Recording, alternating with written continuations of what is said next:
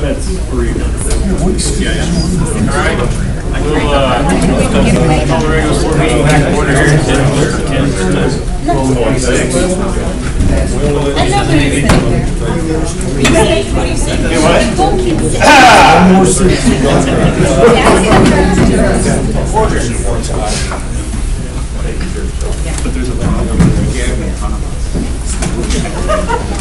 First item number 6, public comment. I think we have Devin McCain and Glenn Cochran from United Way.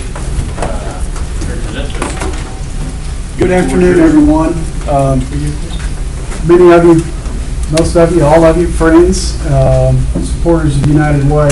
One thing that we know that we can never do is say thank you enough to our contributors, and we are here today to let you, as the EUB, understand how much we appreciate the employees of Lubbock Power and Light and their contributions to United Way. And from there, I'm going to leave it to Devin to tell you the rest.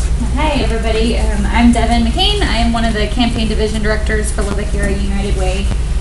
But again, we just wanted to come by and say thank you. I was pulling look at the numbers this morning, and over the past 5 years, LP&L and the employees have given over $89,000 back to Lubbock Area United Way and to our partners, and over 15 of that came just from this campaign that we just wrapped up. We're still kind of working on. We never really stop working, which is incredibly impactful. It's incredibly important.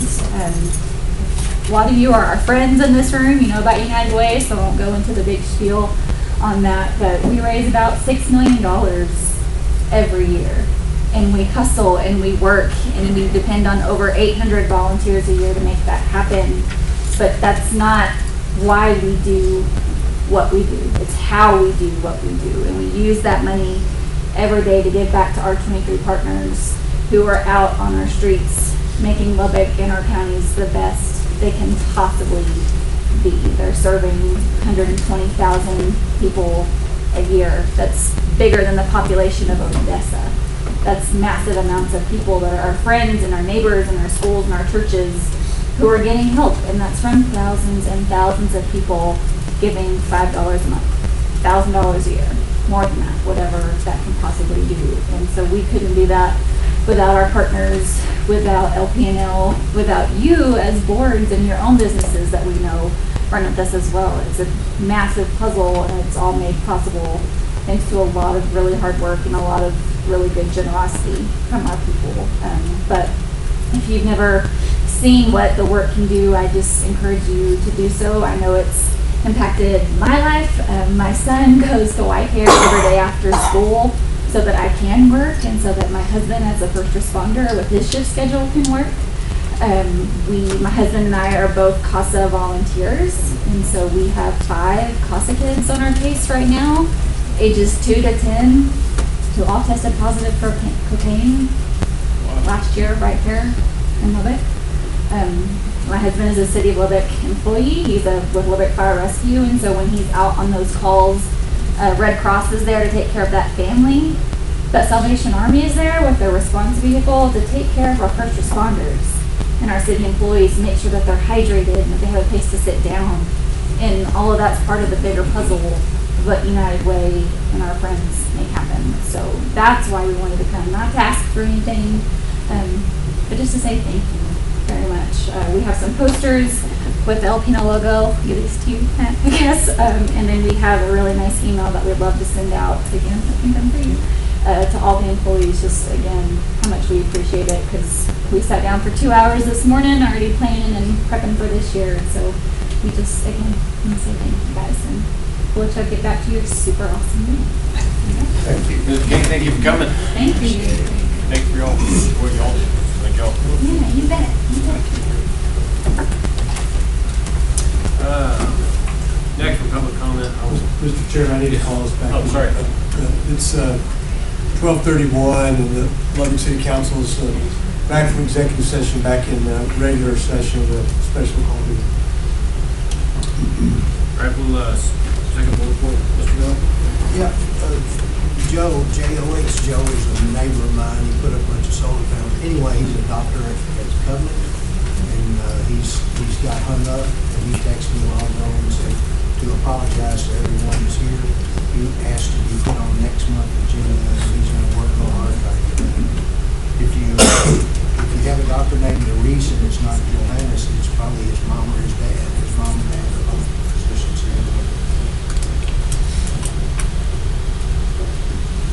I look forward to that discussion. I probably, just in my walk of life, I'm getting more and more questions around this whole, they don't know what to call it net metering. In effect, and people want to understand what happens if they invest in solar is the question, and I'm getting more and more. Yeah, he over the years, I seen him at the dumpster, or we'd get their house wired or something like that, and he'd ask a question about it, and I said, well, you better watch some numbers close on the solar, because it's a long payback and all that. So he's very conscious of that stuff.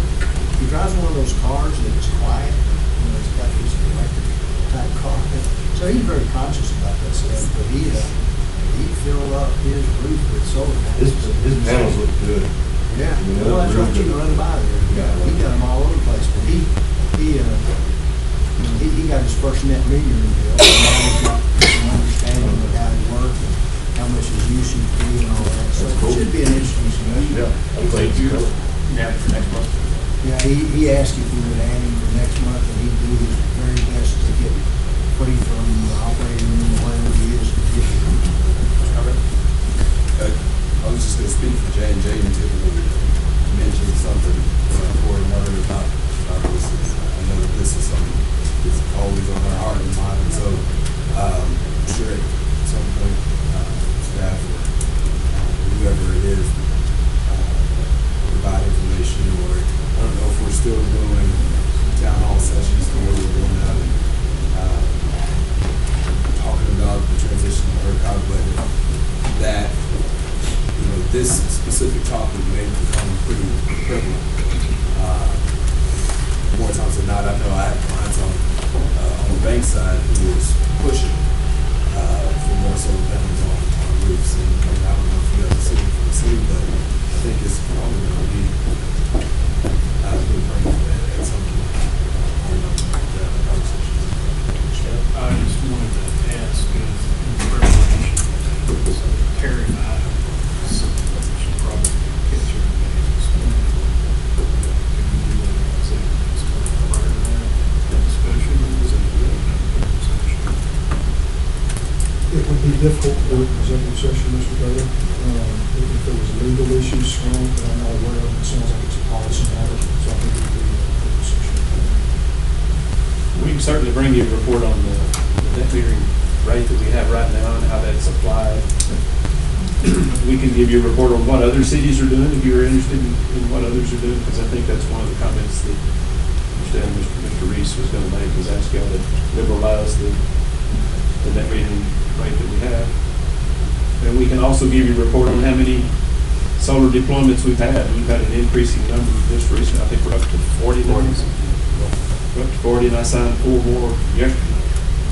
So it's a growing number of folks that want to have solar panels on the roof. Let's do that You next can't month. really buy anything back while we're still under the full requirements, or is that a yes? That's an all I can do, correct. Yeah, we don't buy back energy right now, so if a customer puts in a large enough system that they're producing more than they're using, then we just accept it gratefully that we don't pay them for it. I was just going to say, I didn't know if we could discuss that here, but we're supposed to discuss it, so we can talk about it. I think we've got it posted to discuss net metering issues in concert with the presentation. I would like to comment, if you do have customers or citizens approach you about it, have them call us, have them call the call center. We have specialists who can talk to them about it if they're curious how the rate works, how it might impact them. We're really not hearing from very many other than we're getting the forms that are signed out, but not a lot of questions. So I know like the gentleman who's going to speak today, he hasn't called us that you're aware Well, of. I got him connected with Matt. Matt, has he asked you any questions, or just set him up on the agenda thus far? Just the conversation that we had about it. But that's the only one that I've had at this point. I told him I'd put him on the agenda.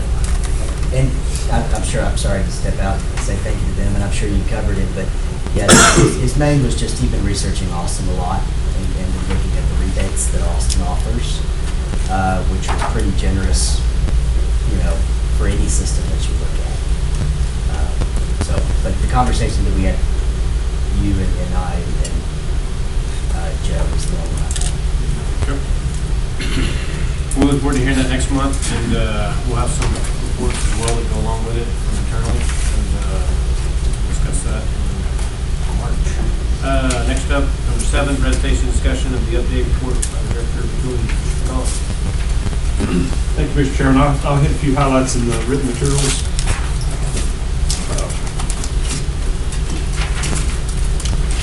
If you jump over to page 19, had a number of media reports this month. A lot of them were on ERCOT, a lot of them were on the Chalker substation lane closure. So we did have some construction activities on Chalker related to the Chalker substation project that resulted in lane closures on 82nd. We tried to work with city traffic control and limited the lanes that were blocked during the rush hour traffic, and then closed additional lanes after 9 o'clock, and then opened them back up at 4 before the rush hour traffic started. So we did what we could to mitigate that. But obviously, that 82nd is a very well-traveled thoroughfare through there. So there was some media attention devoted to that.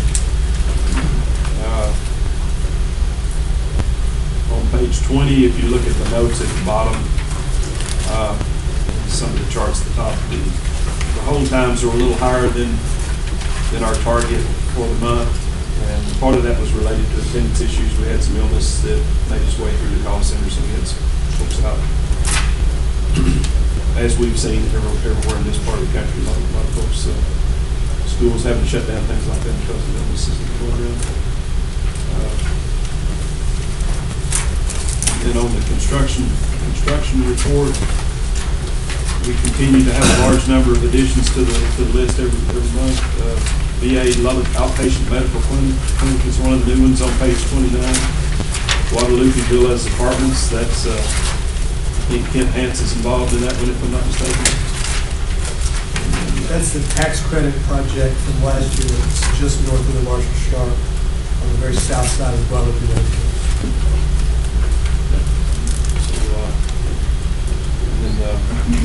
We had a number of, if you look back a few pages, you can see a number of them have been completed over the last month as well. The Health Science Center expansion was completed. So that's a large addition to the Texas Tech Health Sciences Center. That's all I had. Are there any questions about any of this that we can respond to? You didn't hit the biggest highlight of getting more Starbucks. We are. Less than a block from another. Less than 1 block from another. Really? 50? Market Street. Oh, that's right, there's one in Market Street. We're also pretty excited about the Brahms. Yeah. Good burgers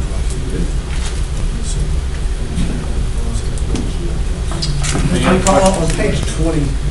I remember, my memory is very, very clear when we had our meter reader error issues. I know we've worked to resolve, you guys made a number of changes to resolve that. The ones that do report today, are those ones, what percentage of those are ones that we catch because the reads don't make sense? Or Customers versus customers call us and say, hey, what's going on?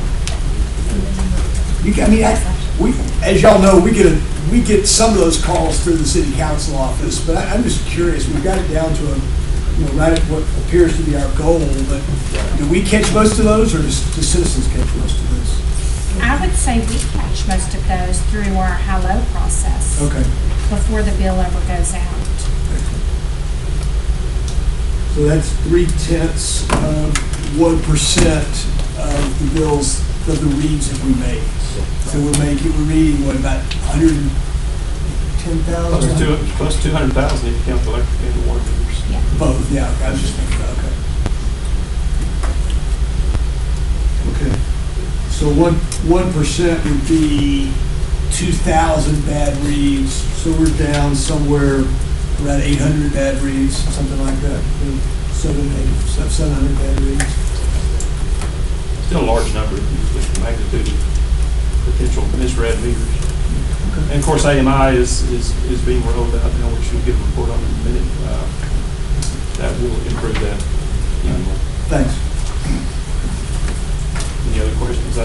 have some slides on our construction project. Significant work underway at Chalkert Oliver transmission line. That's the Utica 82nd all the way down to Indiana. McDonald substation, Slate substation, Red Raider substation. Those are all the active projects that we have going on in the field. There's a lot of other activity on other projects, but this is ones where we're actually moving around and doing things. So on Chalkert Oliver, that project is basically complete with the exception of a pole at Utica 82nd that needs additional work. And we had a meeting with the contractor yesterday about fixing that pole. Do you have a question? No, I was just saying, that's a big turn right there. It's a dead-end pole, it's corner pole, and these are slip joint poles, so this top section didn't get sucked down as far as it should have. And so we're gonna have them go back and pull that down a little further. If you look at that pole, you can actually see a little bit of a tilt in the pole. It's dropped down through there, so it's not pulled down as far as special. In fact, that's the pole right there. Now, we pulled new conductor all the way from Chalker Sub all the way down to Indiana. This was already large enough conductor and insulated property. I think there were a few dead end poles where we had to change the insulation. So that project is basically complete with the exception of that one pole. Here's some pictures of some of the cleanup work that they were doing. They had 4 new sidewalks where they had busted it out and put poles in. This is a shot of them clipping in the conductors, so that they pull them in initially with dollies, pull the conductor in with dollies, and then they let the wire sit there for a few days because it kind of tension evens out on the conductor and it slides back and forth for a few days, and after it's been there for a while, then they can tie it in, clip it in to the insulator. You put those poles, or you keep them rust? No, these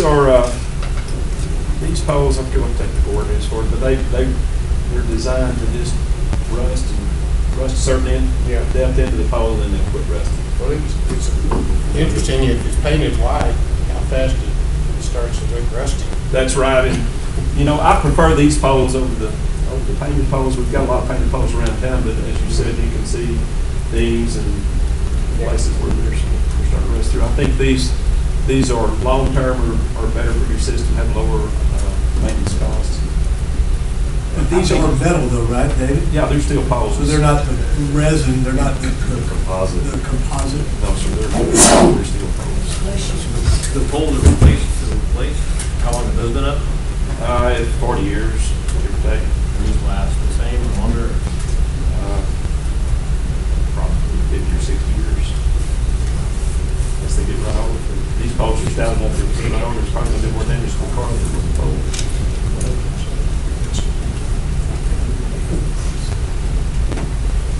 McDonald substation. A lot of work has been done on this substation. They're pretty far along. We want to get this substation back in service, moving into the summer, because it serves a critical load area of our system. That's just a picture of the existing sub there on Milwaukee. I think that's 16. Is it going to be completed in the summer? Is it pretty much right on schedule? The target date is completion of May 2nd, and I think we're well on track to meet that start date. So here's some photos of some of the work that's taken place. You can see transformers have already been installed on the pads. A lot of steel erection is going on right now. Breakers have been installed. The bus work, the aluminum bus has been installed. Breakers. So a lot of work has gone on, and it's a very active job site right now. Our Slayton substation is, we're rebuilding this existing Slayton substation, but we're doing it as a greenfield project adjacent to the existing substation site. So they have installed transformers, steel structure foundations, Trendwell, which is just a trough where they can put control cables and things like that. Conduit and ground systems have been installed. Again, the schedule on this one is to be completed a little later than was originally expected, but mid-July. The existing substation is still in service, so we're not disrupting anything there. You can see some of the work going on. This is transformer coming in on the trailer, transformer being installed on the pad, and then here's some of the breaker pads that are being poured. So this substation is a little behind the McDonald, but they're making good progress there as well. And then Red Raider is the other substation we've got underway. Transformer pads, manholes, a lot of dirt work has been done at that job site. This is Quaker and 4th Street, so you can see this is the substation side. Transformer pads have been poured, manholes, and then this is another transformer pad that we're finishing up. Questions on any of the activities? That was July this year also. I think that's right. I think Red Raider and Slate will finish in July, yeah. Question, Mr. McCullough? Got everything for the item? That's everything for, yes, that's everything. Okay. Item 8, Mr. McGinnis, give us a report to discuss downtown underground utility location, relocation activities. Derek Hughes is going to give us a report. He's in our engineering department and has been in charge of this project. Going way back. Going back a ways, definitely. Good afternoon.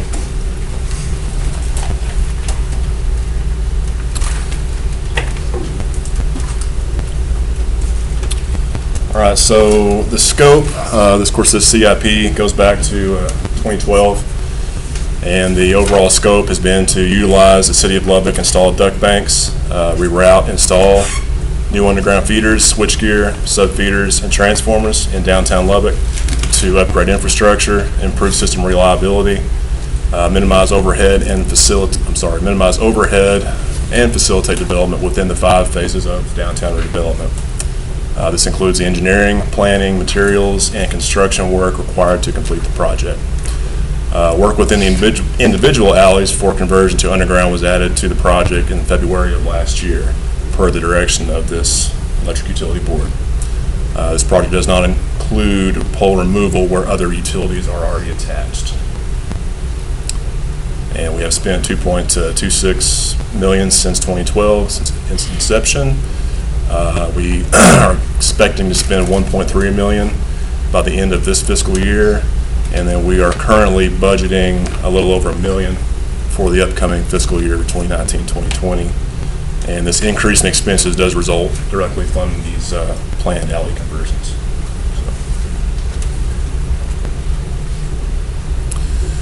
As you can see here, we've got our development phases. You're probably all relatively familiar with this. This map actually goes back to 2013, developed by the city and the city's master developer. Phase 1, get this little laser pointer to work for me. It's kind of the original area from roughly 10th Street down to 19th Street, and then phase 2 being same area only stopping at 15th Street, and phase 3 being the area between Avenue J, I-27, and then 10th Street down to 15th Street. Phase 4 is kind of the area west of Avenue Q. We kind of feel like we can facilitate that area with our existing infrastructure that's now currently serving North Overton. And then phase 5 is the Arts District area adjacent to the Civic Center. And then this area is being served by McKenzie, the circuits from McKenzie Substation 4, 6, 7, and 9. So, You might point out the difference between 3A and 3B and where we're at on that. yeah, 3B and 3B is a little tricky. The city, of course, they initiated plans for phase 3A, which was basically a new duct bank down Avenue J, which pretty much is a divider between 2 and 3. And all that, those facility installations were completed, and actually LP&L's infrastructure for our feeder, our main trunk lines down Avenue J, that has also been completed. However, the second phase of that, they kind of split it up into phase 3A and 3B. Well, 3B was considered, I guess, areas kind of from Texas Avenue eastward back to I-27. That was considered to be more industrial at this time, so I think the city decided to, by direction of the Downtown TIF Board, to kind of hold off on spending that money and maybe hold that aside for other development projects that may pop up in phases 1 or 2. But at this time, the city still has those plans on the shelf, and I don't know of any plans at this time to move forward on that just yet. So, construction project update, Avenue J, as I just touched on, the Phase 3 underground feeder switchgear installations are complete. And so this also fairly recent Pioneer Building, Metro Tower buildings, that we just installed a new subfeeder there that ties together our new duct banks down Avenue M and Avenue J. Both those buildings are now being served from this new underground looped subfeeder. Citizens Tower subfeeders, that installation is underway, and in fact our crews have been pulling wire down there the last couple of weekends, and they are to a stopping point at this time until the transformer location is given to us. I guess the city's contractor is actually notching out a little portion of the building directly west of the tower. That's where the transformer, the generator, and the main service to the building are going to go. So we basically pulled in all of our feeder cable down 14th Street. We're ready to, so we're not going to delay this project at all. So we're in good shape there. The Cotton Court Hotel, the original Target block that goes all the way back to Phase 1, 2012, at Broadway and Avenue O. Dirt work has begun out there. I think they're working on foundations as well. And we'll be working with the contractor to install new underground service. In fact, we're installing conduit this week on that project. The Western Bank, over just right across the street from the Cotton Court Hotel, that new service is actually already energized and working now. And the remainder of that block we're planning for underground conversion in 2020. That's after City Hall moves over to Citizens Tower.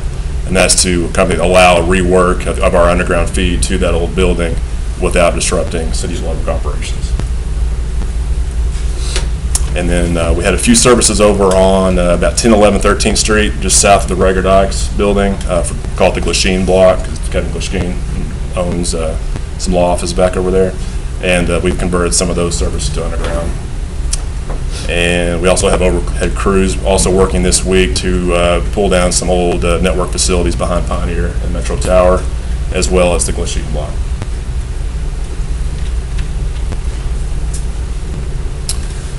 So looking ahead, we kind of have a 2-year plan through 2020. The objective here is to upgrade and improve LP&L's electric distribution infrastructure downtown and to accommodate development utilizing capital improvement project funding approved by this board, and to install new underground facilities and remove LP&L overhead facilities on 32 selected blocks within the Lubbock Central Business District by the end of 2020. And the scope for this includes easement acquisition, design, conduit installation, cable, transformers, vaults, pull boxes, and switchgear necessary to allow existing services within the selected blocks to be converted underground. The blocks shown in the attached exhibit drawing, which is the next slide, represent target blocks for we're calling LP&L Phase 1 for this year, 2019, and then LP&L Phase 2 in 2020. And this also includes the removal and minimization of our overhead facilities. So here is the slide, and that's not coming in quite as sharp as I'd like on the screen here, but bear with me. Basically, you'll kind of see these grayed out areas that have diagonal lines cutting across them. Those are areas where we're not targeting for this project here, but there are also areas that do not have LP&L overhead facilities present, so we're obviously not looking at those blocks at this time. But the green areas are areas that we are targeting for this fiscal year and this project to convert those services in the alley underground. The yellow areas are areas we're kind of holding off on for now because we have development anticipated on those blocks. This one right here is the Rager Dykes building. For obvious reasons, we're kind of holding off on any conversions there to see how that area shakes out. Over here, we also have the old Community Health Center building that I believe is being targeted for development. We have a handful of customers there. And then we also have, I believe, the Jim Kimmel Center right here. We did have a project come through site review a year and a half ago for a new project there. It hasn't been any progress on that as of yet. And gosh, I'm forgetting offhand exactly what that block is there. But the blue areas here, these blocks we're looking at converting in 2020. You'll notice here also we have the Western Bank location, that block, directly north of the existing City Hall. And then we have some areas along Avenue J, kind of towards the Arts District. We're looking at also converting those in 2020. Any questions on this slide? So the Wanna move on? grayed out ones are where you're already underground? Well, the grayed areas where you see, they are kind of difficult to see on this slide, I apologize, but these grayed out areas here where you have the diagonal lines, we don't have any overhead facilities there. However, the other blocks you might see down here, over on this side, there are some grayed out areas where you don't have these lines shown. We have overhead facilities present there, we're just not looking at developing those blocks just yet.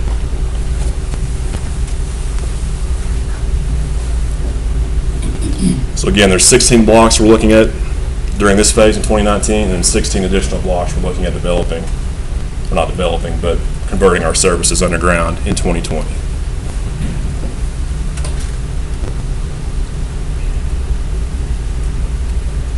The power that's going to Citizens, the feed that's going to Citizens Tower, is it coming from the trunk line that runs down Avenue O, or one that runs down J? It's actually J and M. Those two main trunk lines are coming down, and they will both provide a redundant feed, so you'll have two circuits there serving Citizens Tower, and they will tie together down 14th Street. Whoops, wrong button. I apologize, I can't see anything on this slide more than you guys can. But down Avenue M and Avenue J, and they'll tie together down 14th Street.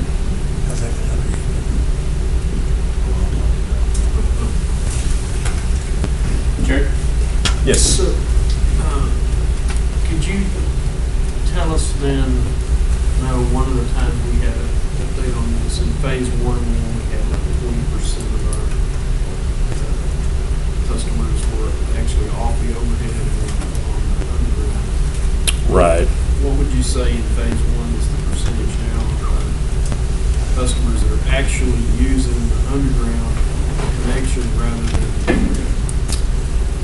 The entirety of phase one, that going from 10th Street all the way to 19th Street, I'd say it's probably not far from that number, 25, 30%. Are off the overhead? Yeah, it's a little tricky because, let me go back a little bit, find our slide. So if you notice here, phase 2 and 3, they stop at 15th Street, okay? And I think the city decided to change their phasing once they got through phase 1, because this area really south of 15th Street isn't, of course you have the depot district in this area. This area right in here on phase 1 that is technically still within phase 1, there's a lot of residential apartment complexes, and we don't really expect there to be any immediate development in that area. It hasn't really been pushed. So this whole area, when you include that into phase 1, all these are still overhead. And so that's a huge chunk of what's technically within the phase 1 development area. Now what we're kind of looking at mainly is 15th Street up to 10th Street. And so we've added Western Bank, we've added, of course, Wells Fargo Tower's been underground fed. We'll be adding the Concord Hotel here shortly. And then the block,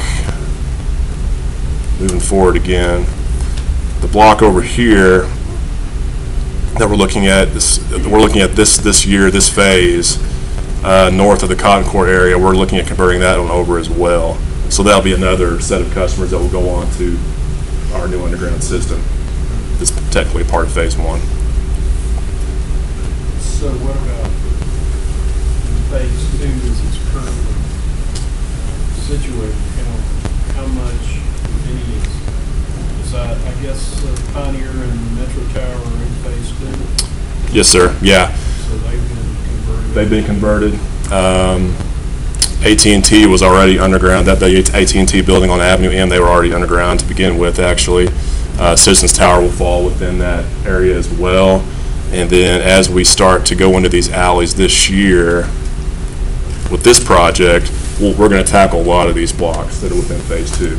In fact, that'll be probably the more blocks than any will be in the phase 2 project. As far as the overhead lines that run down the alleys and those big I guess we're still, when and if we can take those down is going to be depending on the AT&T and the. Yeah, we can saw the poles off. Once we get our facilities removed, we can saw the poles off above the cable, the communications cable. So we can't remove the poles until the communications utilities have removed themselves from the poles. It's 2020, good target for. And is there an agreement as to when that's gonna happen? With communications utilities. No. Mr. May, we've been, at LPL, we've been pretty much out of that loop.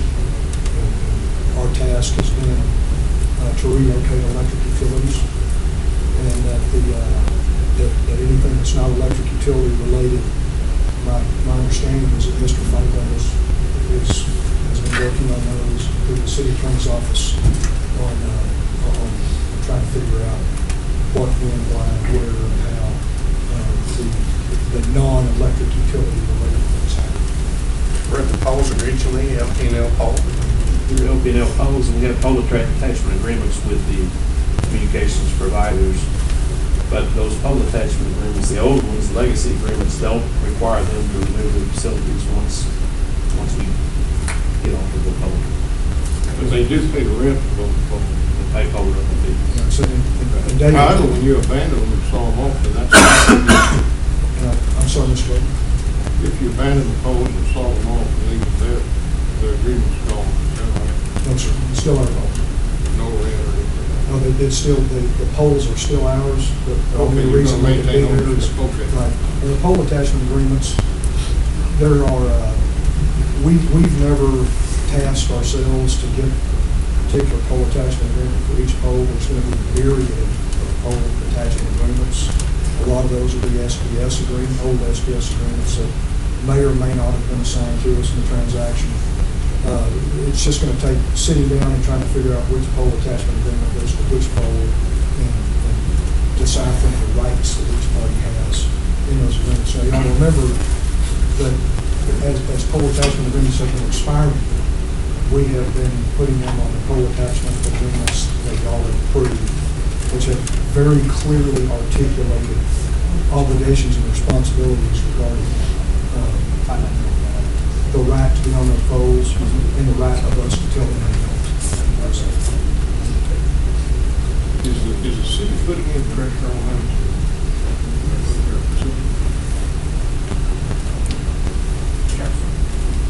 Mr. Franklin, Mr. Keenan, we're working on that.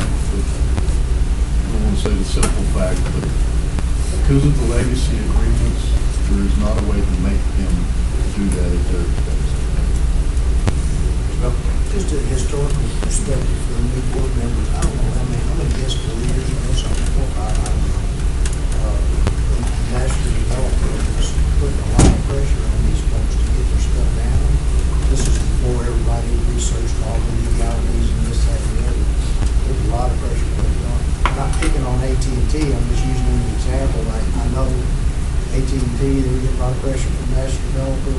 They started lobbying this board. I got a call from somebody in Amarillo from AT&T wanting to see if I could have any influence to get the master developer to leave them alone. I said, no, you're talking to the wrong folks. And then over the years, we've come to the discussion today where we understood and understand that we really can't make them down until all these agreements.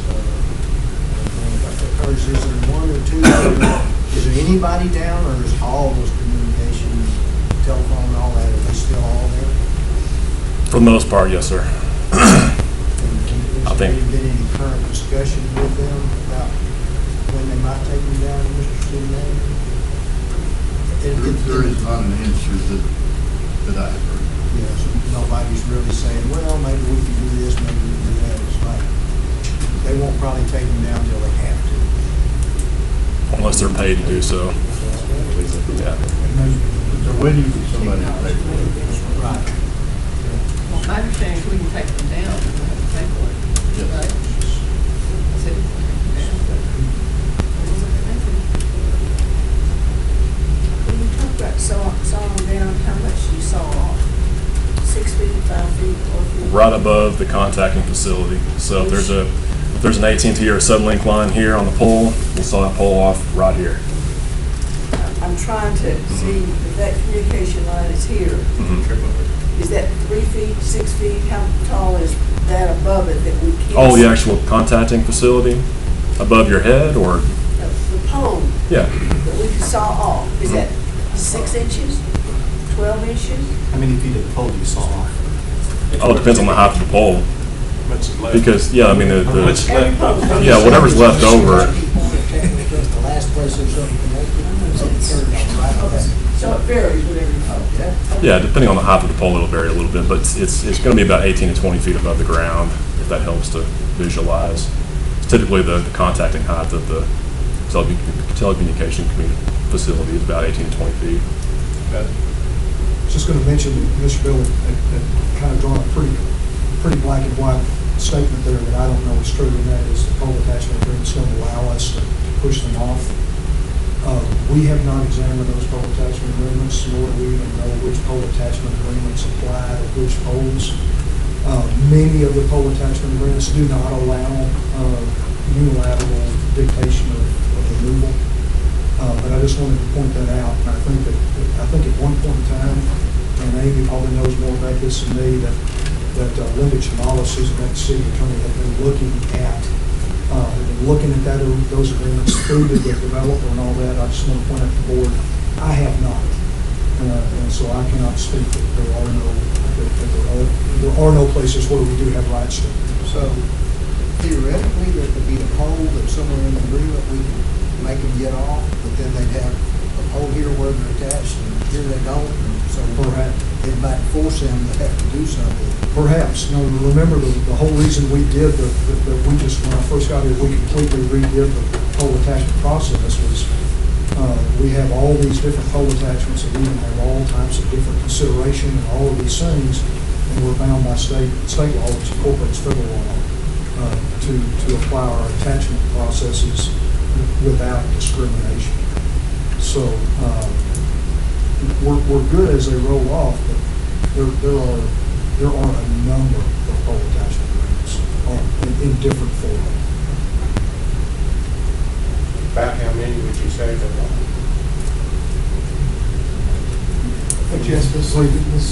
Three figures. Yeah, there's a lot, because with each company, there's different pole attachment agreements depending where the location is, so there's quite a few. So more than 1,000? No, Probably three figures. I wouldn't say 1,000, hundreds. Richard, you said something about SPS still had pole agreements, and you didn't know if those had been transferred or not. They don't have any lines in Wallingford. They don't. So what are you trying to tell us when you said that? What I'm saying is I don't know that each and every pole attachment agreement that was to the benefit of SBS were included in the assignment from SBS to us. I would I think that's something. transferred with the sale. That's where that is, but I cannot say with certainty that each and every one of those pole Well, attachment agreements SBS is has assigned. agreements on each individual pole, but they make an annual account. And that's how they determine the agreement. There is a very descriptive exhibit in the transfer documents of the assignment of those pole attachment license agreements. I do not know if that picked up on. Well, So I don't want to represent to y'all that all of those, assume that it didn't include all of them. What does that mean? we would try to get a correction assignment from SBS. They can't assign their interest to that agreement, I presume. Or if they could tell some other communication company they could have their spot on the pole. I don't know, let me say this, I think if there were some omitted, they were inadvertently omitted. I think the intent of the parties was for a complete and total assignment and conveyance of all of SBS's rights, duties, obligations within that area of interest. If they weren't assigned, they're still SPSs. So you either need to fix it or There's not. not anything in those agreements that says that you no longer service on that pole? You know, I would assume not anything that specific, no. I think my recollection was they were just assignments of the agreement. I don't know if they did catch all. That's not, I don't remember that. I think you're right, Andy. There may have been some kind of a general further assurances paragraph in there that, if anything, in complex conveyancing, contracting, there are many times a further assurances paragraph that says, hey, if we missed anything, if y'all missed anything, then we'll all exercise good faith to get it taken care of. I don't know if that's it. I wasn't here for that happen, so I don't know. I mean, that would be something you have to pull and take a look at. It's kind of a complicated situation in that if we have somebody legally forced folks to do things, then their customers will probably end up paying for whatever they're going to spend on this to be passed out. You know, and if the city does it, the people, all the taxpayers are going to pay for it, so what's the right thing to do? I don't know. It's not clear enough. So, Mr. Hughes, the point of my question was, by 2020, we're gonna have, unless it's a block that we think is gonna be redeveloped shortly, we're gonna have everything trenched in and out, 2 weatherheads, or we'll have our stuff off the overhead on the. Within these selected blocks, within these 32 selected blocks, Yes. yes, sir. That is the intent. By Yes. the end of fiscal 2020. Correct. Okay. But So- again, yeah, that doesn't, and I was coming to this later too, was that doesn't include obviously removing poles that already have contacting telecommunication facilities on those poles. We're only Okay. taking down our equipment, minimizing the pole height, minimizing the overhead, and then we've done our part at that point, basically. So we get our pots off those H-rooms. Correct, yes, sir. So why wouldn't we start with the poles in this area? And let's identify these down to the granular level. And if we can't find an agreement, then we tell telecommunications to pull their stuff off, make them prove they've got an agreement on it. I mean, I think put the burden, and let's just sort of see what happens. There's only 32 blocks, you know. I mean, why would we not at some point?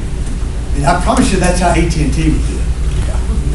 Oh, they do it now. And they would say pound salt and with big New York law firm kind of language, but that's what they would tell you. I mean, I don't know why we wouldn't at least try. I mean, And it wouldn't hurt to ask SPS too, they should have records of their agreements on all those things.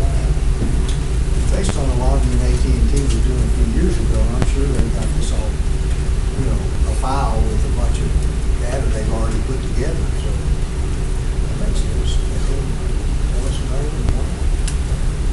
I thought letters had already gone to the utilities that are on the poles, letting them know that we were doing the underground and that we had a place for them to run their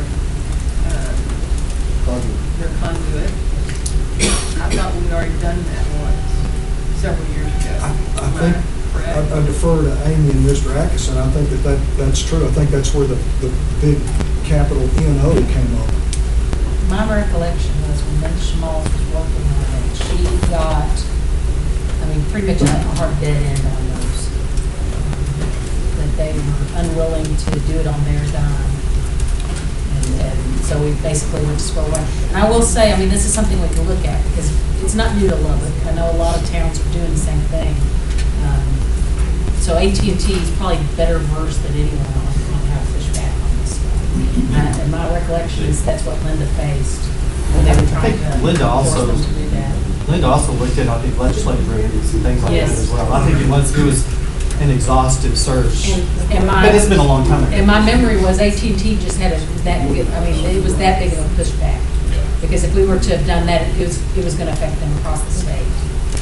So they were not interested. So how many entities do we have toll agreements, keeping with what the mayor said in that 32 block area, how many different entities are there that are on our toll? You have a handful of main ones. You've got AT&T, obviously Suddenlink, NTS are the three key players in my experience. There are other smaller ones downtown. I think Pocalambro is one. We've had a couple others that are smaller companies, obviously, that you don't have as many of, but those three are the key players. Suddenlink and NTS have worked with us. I keep throwing AT&T out there, but they are obviously the largest power broker downtown when it comes to, and in their defense, they have a lot of very expensive facilities on these poles. They do. Metro Tower is a central hub for a lot of telecommunication facilities, and they have a lot of overhead coming down those poles, and they all feed in that building. And if they were to relocate all that underground, it would be extremely expensive, with or without a duct bank. I'll say that. And I'll also say, too, to your point, that was one block, one target block that we were looking at, and there was a lot of pushback, because I was involved back then, too, and this is 32, obviously, so. And when we installed our underground, did we make provisions for communication cables and conduit? Right, the city projects, yeah, they were putting in conduit for city services, for AT&T, for Suddenlink, for NTS, None of for... those outlets have to be opened up again. They shouldn't be, no, sir. No, it's just they have to spend the money to pull new fiber through that conduit. That saves them a bunch. It does, absolutely. One other question too. When we're changing the customer over to underground, and we run the underground secondary, are we taking the riser up to the existing weatherhead? Yes, sir. That is the plan, yeah, and we've done that in a few locations already. We'll run the underground secondary either directly up the building face and then tie that connection from the weatherhead to the existing customer-owned weatherhead, or we'll come to a pedestal and then riser up. But yes, that's the intent now. That way, we don't have to encourage the customer or the property owner to hire an electrician to reroute their service entrance underground. Have we encountered anything that's not compatible with the customer? Well, and again, I've got a couple more slides to go here, but there are 12240 three-phase services, and that has been a challenge. We've been one time that was a hot topic. It still is. It still is. What we decided to be our solution to that scenario was to order special pad mount transformers that we've never stocked before, and install those in easements within these blocks, and then we'll serve those customers off these special transformers. And we have to order spares for those, and so there's a little more to stock, more to track and manage. But that's been our best solution we can come up with, because otherwise you absolutely have to hire an electrician, or the customer has to hire an electrician, and now they are paying that electrician, spending money, number one, but number two, potentially triggering code upgrades on their service entrance that may have been in service since the 1950s. And well, now you've called for a city inspection. Well, now you have to bring everything up to code, and now there's even more expense. So it's just a rabbit hole that we felt like we didn't want to go down at this time. So. Okay. Next slide. Okay.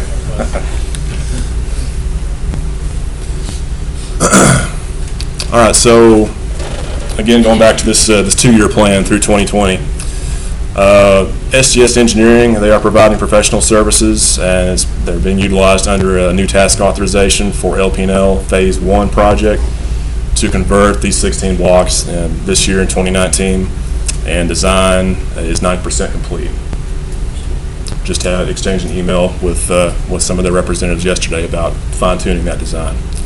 SGS has contracted a local survey company to acquire legal descriptions and staked property pins for required transformer pad and switching enclosure easements. And they will work with LP&L and City of Lubbock staff to get easements requests to these property owners. And upon acquisition of all these required easements, an RFP will be released to find a qualified contractor to provide and install conduit, cable, and equipment. Easement acquisition is a critical path to this project and could potentially lead to construction delays. I will say that. And then we'll do the exact same process upon budget approval in 2020. So we're depending on property owners to cooperate with us on these easements.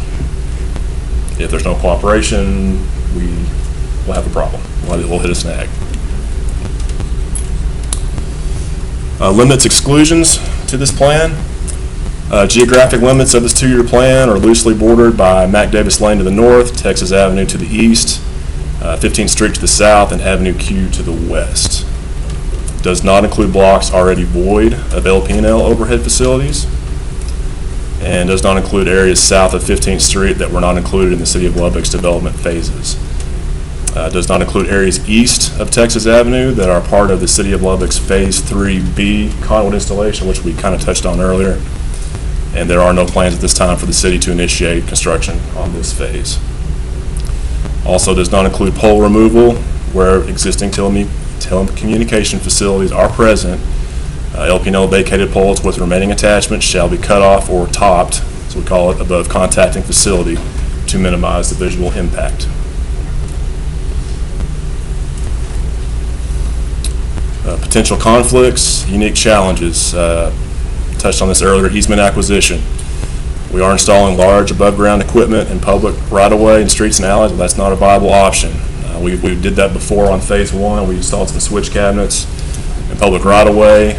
We were notified that's not how the city wants to proceed. Makes total sense. We want to keep those inside utility easements. So starting with phase 2, we began going down that road. And so now, where we have cooperation from property owners, we will obviously place that equipment inside an easement on that property and outside the sidewalk. Now, easements for equipment such as transformers and switching cabinets must be granted by multiple downtown property owners prior to beginning construction. Lack of cooperation will lead to design changes and delays to construction. We touched on this earlier, the existing 120/240 three-phase services, they do require a specially ordered 120/240 three-phase pad mount transformer that we have never traditionally stocked. This is to avoid having to persuade property owners to hire and pay for electricians to convert services to modern 122/08 three-phase service, and in the process potentially triggering costly upgrades to bring services up to code. And then lastly, forecasting development. We have an ongoing challenge of strategically selecting blocks for underground conversion to accommodate the goals of downtown redevelopment, while at the same time avoiding the use of resources to convert alleys and blocks that could potentially be cleared for new development on super blocks.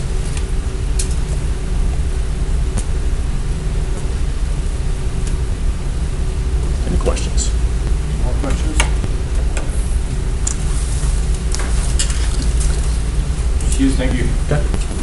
Thank y'all. We've been updating that at Mr. Polo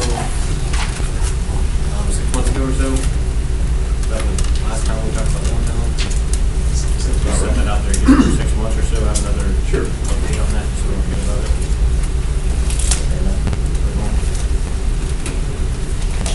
Yeah. We're gonna add it. We're gonna take a deeper look into those 32 blocks. I would say so, yes, as far as it's concerned. What was that?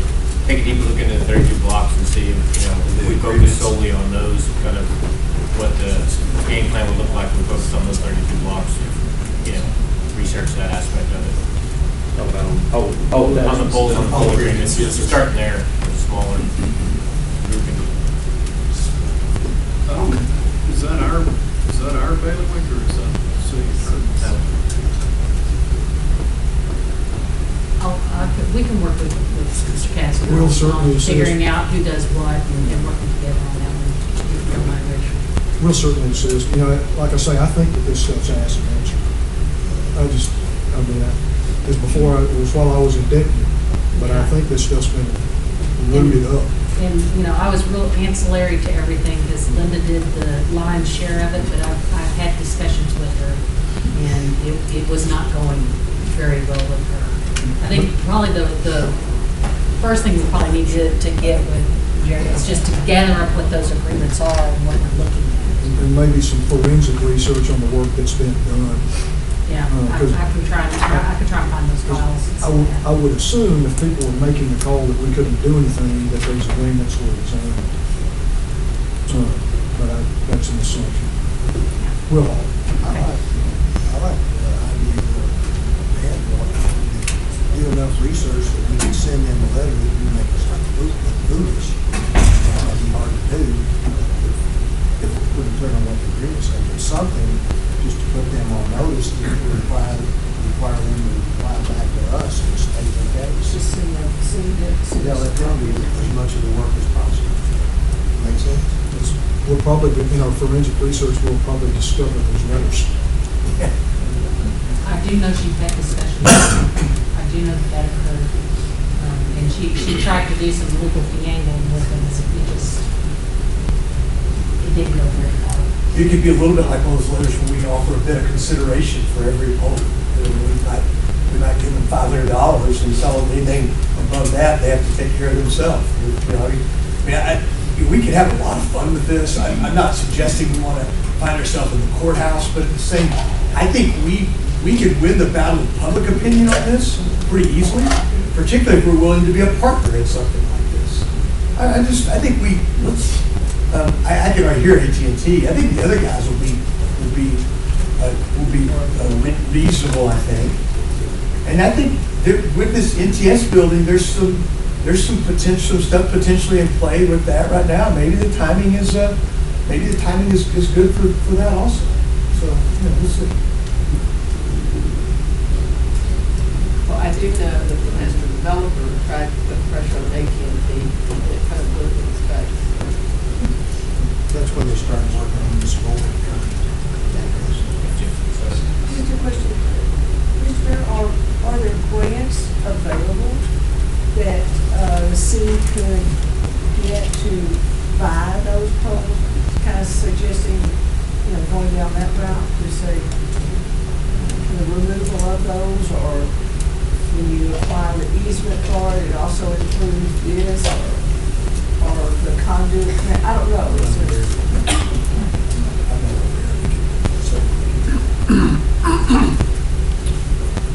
All right.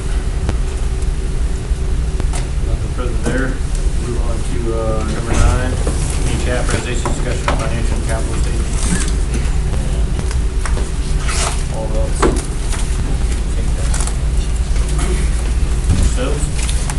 All right, before we get started, you should have a replacement page. Should have a replacement page of page 32 in your book.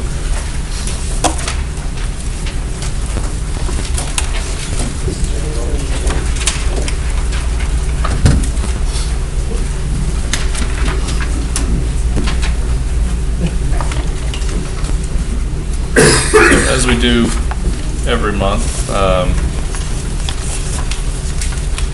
we'll start off with the rate 1 residential customer and how that compares to folks around the state.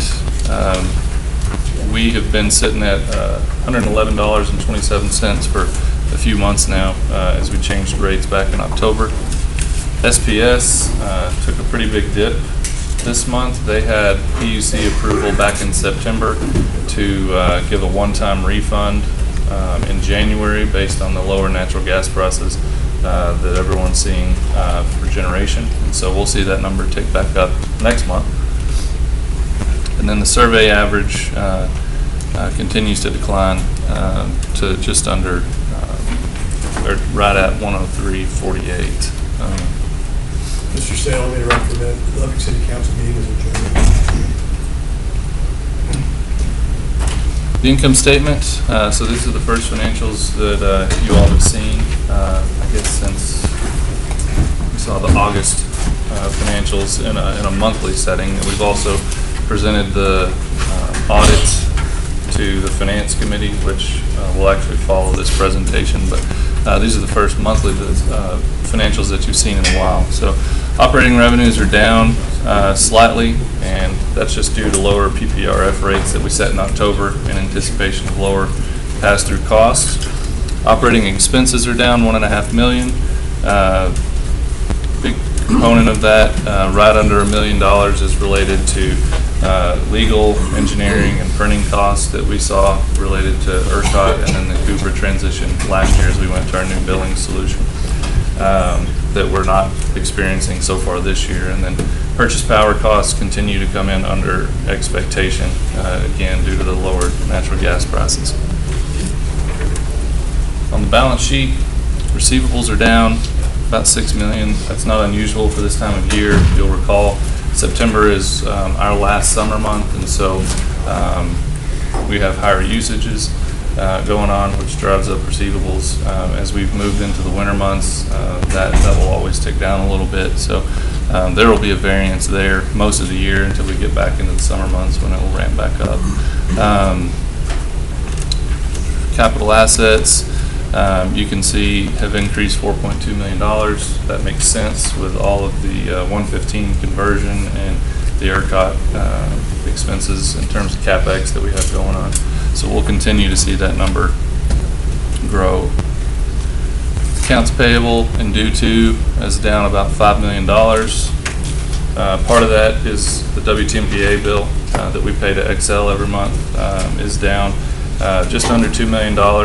Again, that's seasonality. It's a cooler part of the year, less usage, and the rest of that is explained by O&M related to both, accounts payable related to O&M and CapEx, just some timing of payments and how things have been paid. The deferred revenue is up $5.2 million compared to year end. And then other right here, this $2.8 million decrease is really just unwinding some things from year end, accrued interest, payroll, that kind of stuff that gets posted at year end and then unwinds as we move into the new year. In terms of budget, how are we doing? Consumer meters, you can see this tells the same story that we were talking about a second ago. It's a little bit under in percentage terms of where we were last year, but that's largely due to the pass-through rates that we set to be lower in anticipation of lower expenses. All other revenues, you can see in percentage terms, is quite a bit larger, 40% of budget compared to just shy of 16 last year, and that's driven by, I feel like this is going to be the story all year long, and this is the first time you've seen the financials, but lower natural gas prices also make our plants and our units much more appealing to the market, and so Massengale was called on quite a bit, and in fact, as we've received about $1.5 million in revenue at this point in the year compared to last year that we didn't have. So you can see on the expense side of things, everybody, we should be at 25% through December. Everybody but production is under that 25%. Production is over because when we spend, when we get the revenues for running Massengale, there's also an expense associated with running the plant, and so we've burned more fuel than we had anticipated at this point. So, but overall, everybody is under budget, and you can see the big difference really in transmission here. We were at 27% of budget last year. We're under 15 at this point, and again, that goes back to the ERCOT legal and engineering and professional services that we paid quite a bit for last year that we haven't experienced to date so far this year. In terms of the capital program, you can see how much money we have left in bonds and cash. So we've still got quite a program that we need to work through, but we're starting to see this bottom number tick up where it was anywhere in the $1 million to $2 million range. It's now 3.5. And so just for the month of December, CapEx, if you take your capital expenditures divided by your depreciation, you always want it to be at least 1, so that you're not depreciating more assets than you're putting on the books. And this month, that number was 2.4. So we're starting to see the numbers related to our capital program tick up in the way that you would expect. So that's all I have for the monthly presentation. The next item, I'll stay up here to do the annual financial report as well. Any questions on Mr. Phillips over there? Chad, I have a question. Yes, ma'am. If I was John Q. Public going through all these financials, where would I find what I think would be $16 million? What you keep calling over collections, and I don't count that as just surplus for another purpose. Where do I find that? Sure. Balance sheet on liabilities. Right, it's on page. PPRF. Yeah, It's on page 31. Under the current liability section, it's deferred revenues, PPRF-FFE. Yeah, I see it. So that's how it's being booked as a liability section. That's, if we collect more than we billed for, technically, we haven't earned that revenue. So it's a deferred revenue until we have earned it, and then it goes from a deferred revenue to a revenue. And so it sits as a liability on the balance sheet if we have collected more than we need. But the other side of that is if we haven't collected as much as we should have, it would be an asset on the balance sheet. And so in years prior, we would have an accounts receivable where we had earned that revenue, but we haven't collected that money yet. And so it can switch between the asset and liability side of the balance sheet depending on how much we should have collected. So in 2021, when we make the payment to SPS, we will unwind that deferred revenue, we'll recognize the revenue, and it will also recognize the expense for that payment. So from an income statement perspective, that revenue and expense will balance itself out. So you don't show right now the 2021 liability estimate or the Excel. Right. It's like 16 million sitting out there looking for Right. Well, it would be hard for somebody to find it, is what I'm saying, if they're really looking for it. They'd have to sit down and And in our annual financials, we clearly explain what is in that number. So if you're looking at the annual financial report, it'll be clear. In the monthly report where there's no verbiage to go along with it, yes, obviously it is. It's somewhat difficult to understand the financials without some context. Yeah, I think in the annual financial report, I think we spend a page and a half talking about that one thing in the management discussion and analysis. All right, brings us to item 10, consider resolution accepting the Lowell Power Line financial report for fiscal year ending September 30, 2020 by Weaver. Motion to bring that forward. Motion. Bring it over. If the finance chairman, man, have anything to say during this as well, after, feel free. All right. Just as always, want to make sure that we thank all the parties that put in a lot of the sweat equity into getting this work done. We've got Ranu Manik, which most of you know by now. She's been here 9 or 10 months, and she's really integrated herself seamlessly and has brought a lot of great ideas in terms of making this process smoother and more efficient. And so on her team, she's got Casey Ortiz and Jennifer McClendon. And on my team, we've got Joe Jimenez and Janet Campbell, who do lots of work that none of you ever see, but we couldn't get it done without them. And then Before you leave that, I would say that, and of course, these would be included, but Weaver, that is Weaver and Tidwell, were very complimentary, not just quality of financial service, but cooperation we received from all of these people.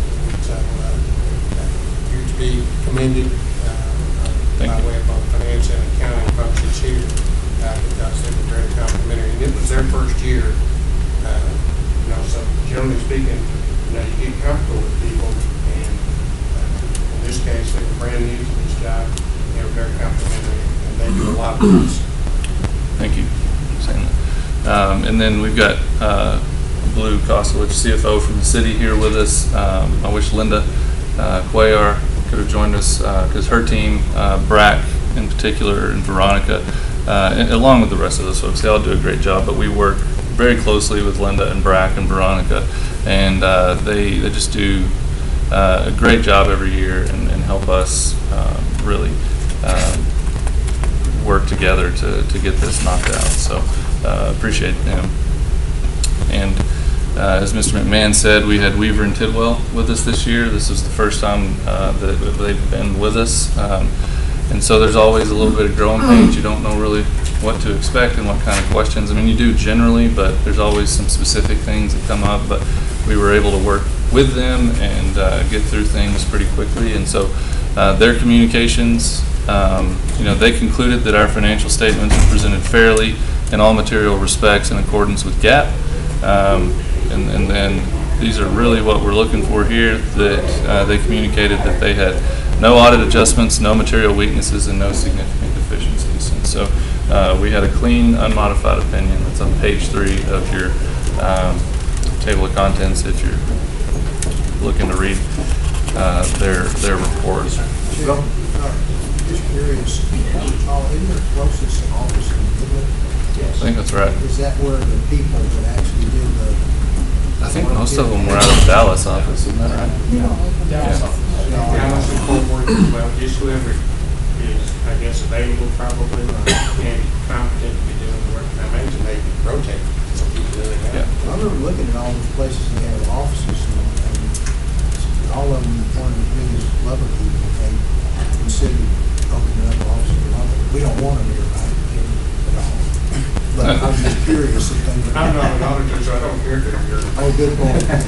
Greg may have an objection to that, but we're married. If they can, would they make any mention of offices at some point?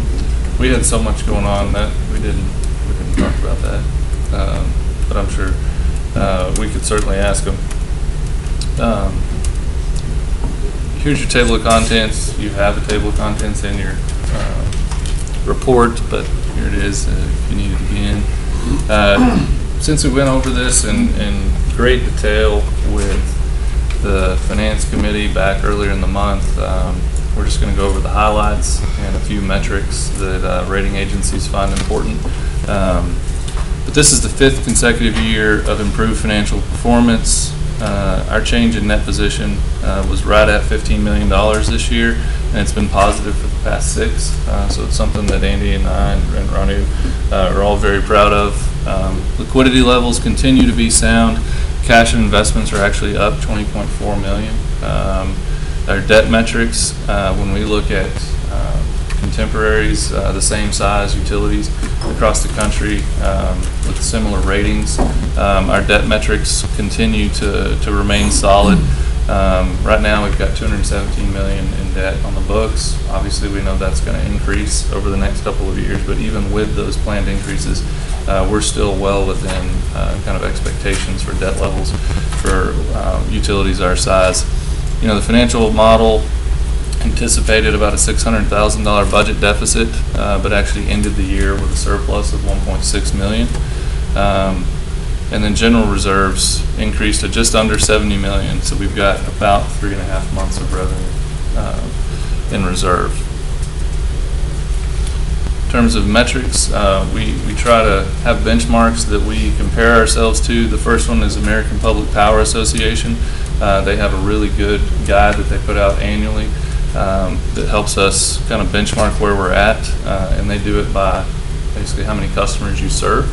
But then we also have the Fitch ratings for AA and A, and they put out, for any Excel nerds, they put out one of the most amazing spreadsheets I've ever seen, that you can slice and dice things every which way in the utility sector, public utility sector. And so just a few to cover. Days cash on hand, we've got 170. For A-rated, we've got 158 with Fitch. For AA rated, they're 236, so we fall right in between those. Our current ratio was actually down a little bit this year, but well above utilities our size. Ms. Stafford asked about our debt ratio in our finance committee. We're right in line. We've seen a big tick up to 53% as we've brought on more debt, but we're still right in line with the APPA average. Debt per customer, I talked about this a second ago. We've taken, again, this goes hand in hand with the debt ratio above, but we've seen a big tick up. But you can see we also have a lot of upward capacity to still be on par with utilities of like size and rating. CapEx to depreciation I talked about a few minutes ago. We want to see that at 100% or above. Even the AA folks are at 143% this year. We had a big tick up to 167. I think that will obviously, I don't think. I know that one will continue to grow as the year goes on. And then here you can see the total rate for purchase power. We're a little bit higher than our APPA average.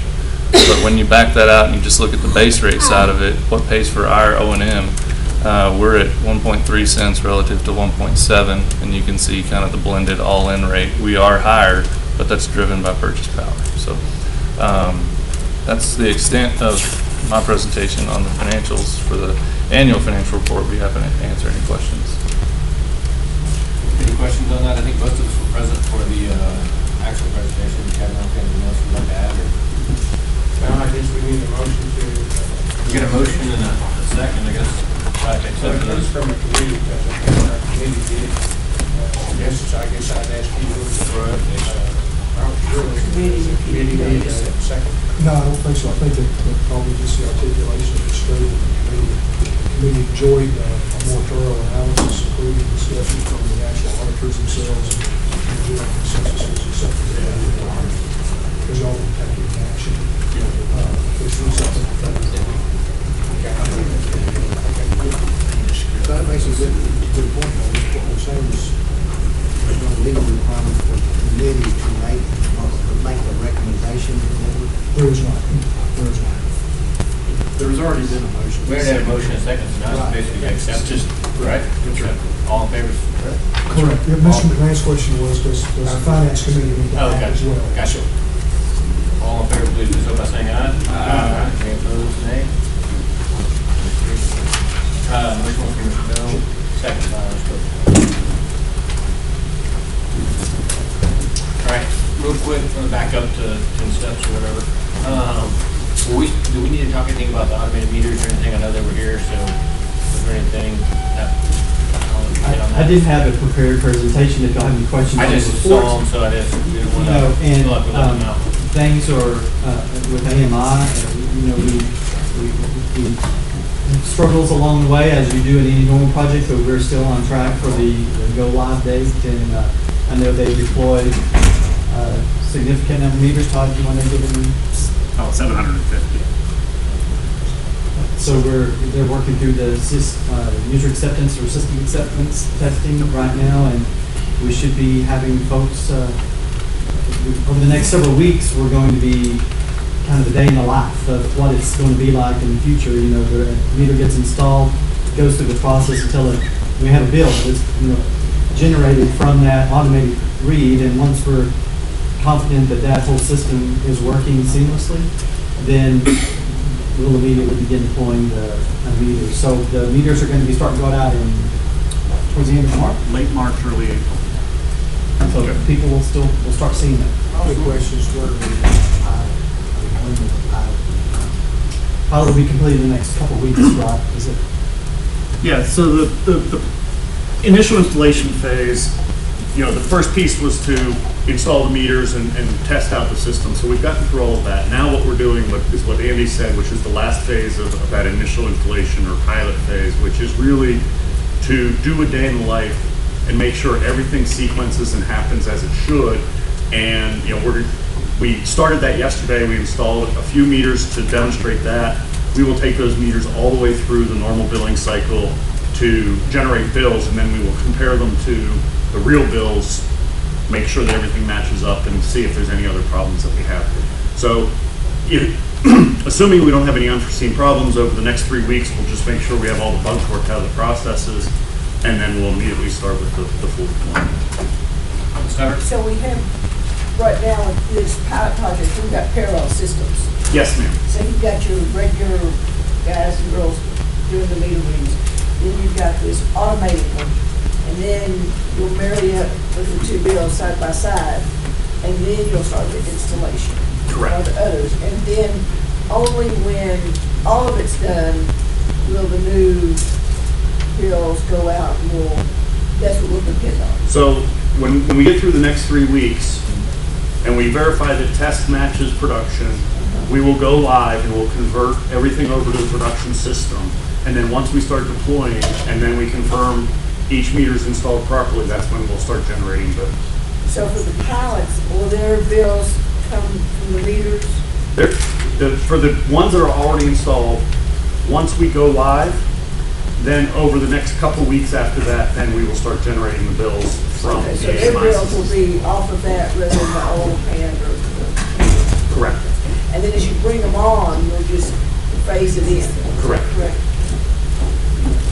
All right. Anything else there? All right, this board, I think we've all had a chance to review the consent agenda. There's not any questions or concerns there. Entertain a motion. I'm sorry. Items 11 through 15. Right, well, That's what you get. the consent agenda items 11 through 15 as submitted in the board. Second. We got a second, a motion and a second. Get those. All in favor, do so by saying aye. Aye. Any opposed, nay? That's approved. And then the favorite part of the time here, meeting adjourned at 6 till 2.